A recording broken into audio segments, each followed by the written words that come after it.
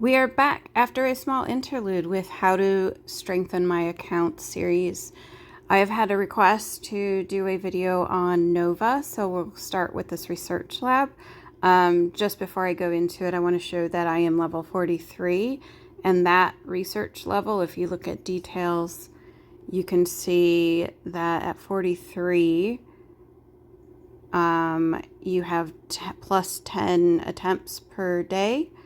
On Nova interaction attempts, and you can also see the cost saving for military and economy skills are reduced at this level. Also, one thing to point out, because we talked about it in the last video, the troop damage up percent. If the higher you go in buildings, starting with level 36, you also get a troop damage up percentage on it. All right, now I'm going to go ahead and head into the research lab. This gift box here means I have some interaction attempts still left for this week, or well, this day, I should say.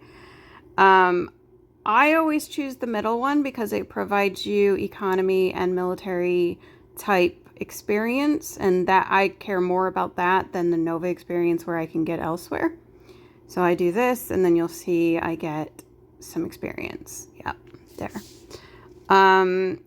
Inside this skill here, you have 3 tabs. You have the military skill, you have the economy skill, and then you've got the advanced skill. The advanced skill does not actually unlock until you have maxed both of the first 2 tabs together. So the first thing I'm going to do is discuss the military skill. And the fact that you can start by putting in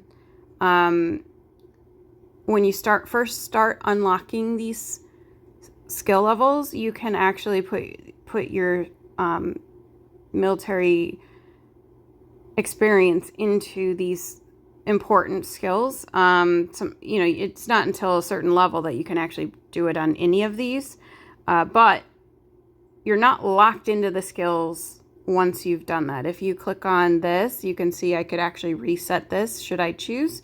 I'm not going to. But you would get that experience back, and then you can put it elsewhere within the military if you need it. So with that being said, in the beginning, when I was first leveling up my headquarter and leveling up Nova and all this, I would start with shooter attack because that is my main troops and also the troop size. Those were the 2 main ones that I cared about. I left the others at level 1 because I was more focused on my main march versus overall strength. As other things came to unlock, I would then start putting experience into the shooter HP. And eventually I did troop attack, troop hit points, troop defense, and then lastly, troop damage boost. Now, once the troop damage boost actually unlocked, I reset a bunch of experience.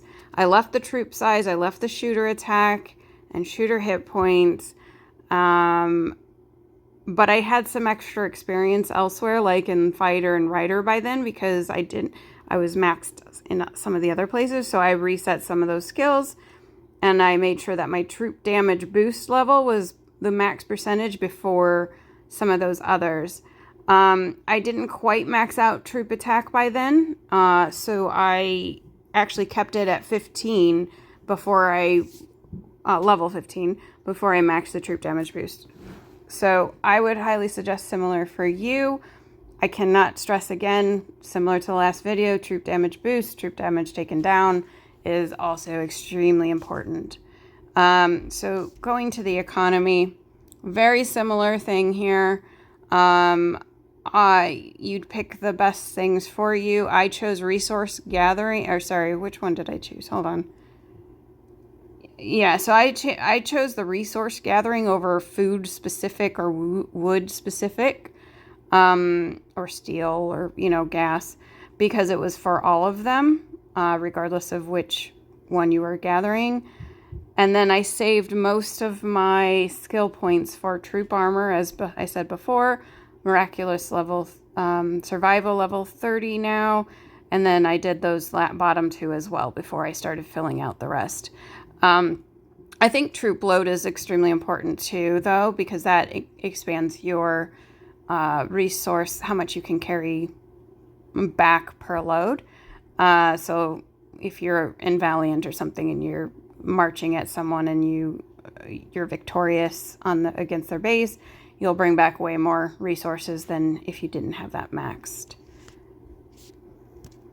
For those of you that are fortunate enough to already have both of these maxed out, in the advanced scale, you can again see that shooter, in my case, shooter damage and shooter damage taken down are the priority for me. I do have some experience located or allocated to the fighter and rider. It's very little at this stage, and that's just because I had extra left over until I'm waiting to have enough for the eventual 28, 29, and 30 levels of shooter damage. After I complete the shooter damage boost, I would then go for my secondary troop type before then doing my rider.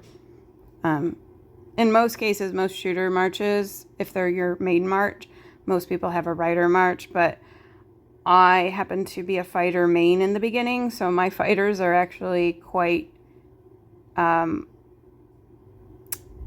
higher strength than my riders, which is surprising for most shooter bases.